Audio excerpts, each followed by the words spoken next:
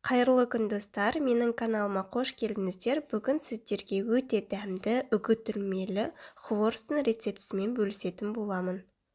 Осы рецепт бойынша жасап көрсеңіздер, хворостарыңыз үгітіліп, әдемі болып шығады. Видеоны соңына дейін қараңыздар, сіздермен Ариана.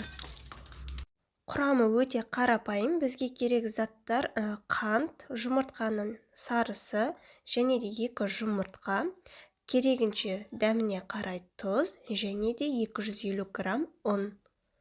Ең алдымен таза құрғақ ыдысымызға жұмыртқамызды және де жұмыртқаның сарысын, тұзымызды, қантымызды салып, жақсылап венчиктің көмегімен араластырып аламыз.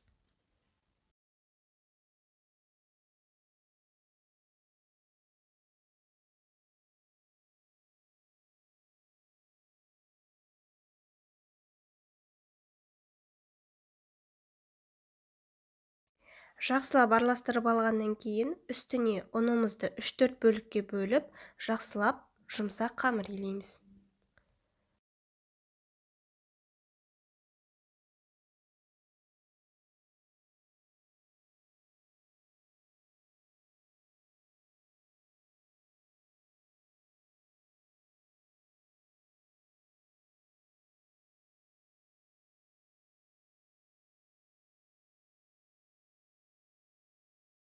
Біздің қамырымыз дайын.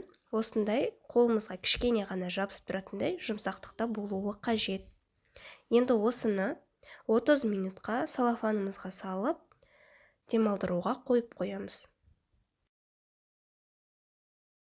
Демалған қамырымызды 2 бөлікке бөліп, жақсылап қамырымызды жұқа етіп жайып аламыз. Міндетті түрде ұн сеуіп отырып жайыңыздар, сонда бір-біріне жабысып қалмайды.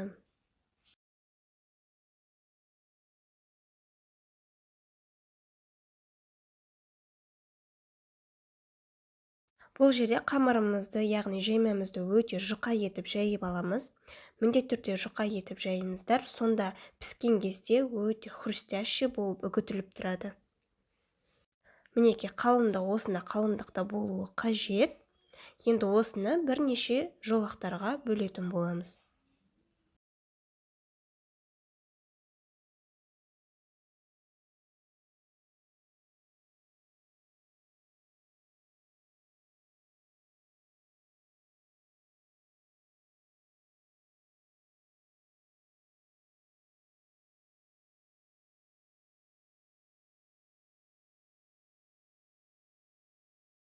Ендігі кезекте қызып тұрған майымызға хворостарымызды пісіріп аламыз. Тез-тез пісіп шығады. Осылайны үлкен шанышқының көмегімен ұстап пісірсеңіздер ыңғайлы болады, немесе таяқшамен де пісіруге болады. Өздеріңізге қалай ыңғайлы, солайынан пісірсеңіздер болады. Шамамен көп минутта алмайды, 30 секундта тез-тез пісіп шығады.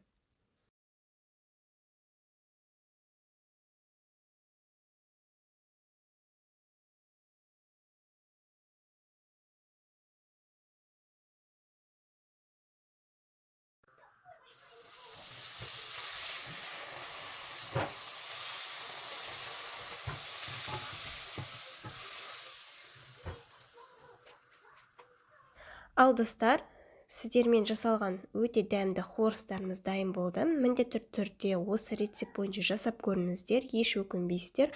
Өте әдемі, өте нәзік және де үгітіліп тұратын хворостардың бірі.